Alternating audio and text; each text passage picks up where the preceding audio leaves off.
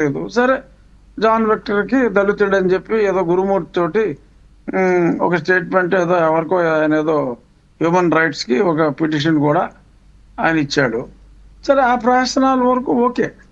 ఇలాగా ఒక పార్టీ అధ్యక్షుడు ప్రజాకంటకుల్ని క్రమశిక్షణ చర్యలు పోలీస్ శాఖ తీసుకుంటున్నప్పుడు తగుదనమ్మ అంట బజార్లోకి వచ్చేసి ఇలాగ చేయటం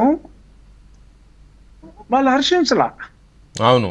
సో కాబట్టి ఎంఆర్పిఎస్ వాళ్ళు బాధ్యతాయుతంగా ప్రవర్తించి వాళ్ళు చేశారు. మరి ఇదే మరి మా కులానికి చెందిన డాక్టర్ సుధాకర్ విషయంలో ఏమైంది, పాస్టులు చేసిన సుబ్రహ్మణ్యం అప్పుడు మరి సుబ్రహ్మణ్యం కుటుంబాన్ని నువ్వు పరామర్శించావా?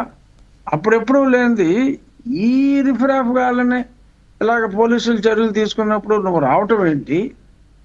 నీ వంటి వ్యక్తి ఇలాగా రావటం, ఇటువంటి యాంటీ సోషల్ ఎలిమెంట్స్ని ప్రోత్సహించటం సమాజానికి హితం కాదు అని వాళ్ళు ముందుకొచ్చి వీళ్ళని తరిమి వేసే ప్రయత్నం చేయటం జరిగింది. అది చక్కటి కార్యక్రమం.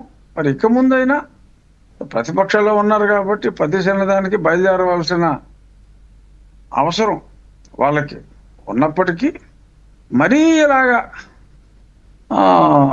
మరీ ఇలా స్క్రూ లూజ్ పనులు చేయటం సరే మా పార్టీకి బాగానే ఉంటుంది డెఫినెట్గా. బట్ వాళ్ళ పార్టీలో ఇంకా చాలా కొంతమంది సభ్యులు ఉన్నారు, చాలామంది పార్టీ మారిపోయినా మరి వాళ్ళకి మన పరిస్థితి ఏంట్రా అనే పరిస్థితి రావచ్చు. మరి ఇలాగా ఇంకొన్ని చర్యలు ఆయన చేపడితే ఇంకా శాశ్వతంగా మరి ఎందుకు రాజు గారు ఇలాంటివి చేస్తాడు ఆయన? అంటే మరి అంచనాలు తప్పినట్టున్నాయి. ఈయన మళ్ళీ ఆయనకున్న ఓటు బ్యాంక్ని కాపాడుకోవాలనుకున్నాడు. మరి ఆయన పార్టీకి మద్దతు తెలిపే వాళ్ళు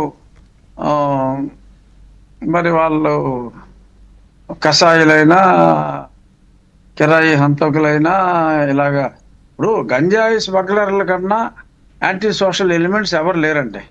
అవును. అటువంటి వెల్ నోన్ ఎస్టాబ్లిష్డ్ గంజాయి బ్యాచ్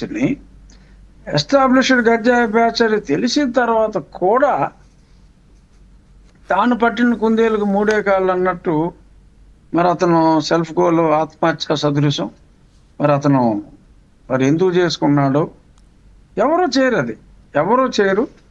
మరి అతను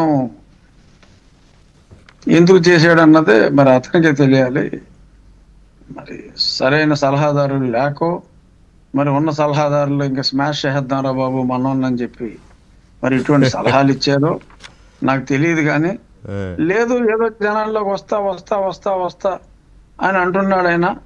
మరి వెళ్ళి అవకాశం రావట్లేదు కాబట్టి దీన్ని ఒక అవకాశంగా అందిపుచ్చుకుందామని అనుకుంటే మరి ఎప్పుడు ఆయనకి మరి ఎప్పుడు వెళ్ళినా సరే బ్రహ్మరథం పట్టారు జనం, అంతమంది వచ్చారు ఇంతమంది వచ్చారు, వాళ్ళు వచ్చినా తెచ్చుకున్నా వచ్చారనే రాసుకుంటారు కాబట్టి సో మొత్తం మీద తెచ్చుకున్నా వచ్చేవారు. బట్ ఇలాంటి యాజ్ యూ రైట్లీ సెడ్ ఇటువంటి నిరసన సెగ మరి ఒక నాయకుడికి గో బ్యాక్ అని చెప్పి అనిపించుకోవటం డెఫినెట్గా అది నగుబాటే. మరి ఆ నగుబాటుని మననం చేసుకుంటూ మరి దిద్దుబాటు చర్యలు తీసుకుంటే ప్రజాస్వామ్యానికి మంచిదే. ఎందుకంటే ఆయనకి మంచిదా కాదా అనే తర్వాత విషయం. కానీ ఇది ప్రజాస్వామ్యానికి మంచిది, దేశానికి మంచిది, రాష్ట్రానికి మంచిది. ఇలాంటి వాళ్ళు మారకపోతే ప్రజలు మారుస్తారు. Already it's proven. ప్రజలు మార్చేశారు. ఇంకా మటుమాయం చేసే ప్రమాదం పొంచి ఉంటుంది. ప్రమాదం ఆయనకి, మనకు కాదు కదా. మనకి ఇన్ ద సెన్స్ ప్రజాస్వామ్యానికి అంటే ప్రజల ప్రమాదం నుంచి బయటపడిపోతారు పూర్తిగా. రైట్ సార్ రాజు గారు, థ్యాంక్ యూ వెరీ మచ్ అండి లైవ్ షోలో పాల్గొన్నందుకు. అయితే ఇక్కడ గమనించాల్సింది ఏంటి అంటే ఆంధ్రప్రదేశ్కి ఒక ముప్పు పొంచి ఉంది. ఆంధ్రప్రదేశ్కి డెఫినెట్గా ముప్పు పొంచి ఉంది. అది ఏంటి ఆ ముప్పు అంటే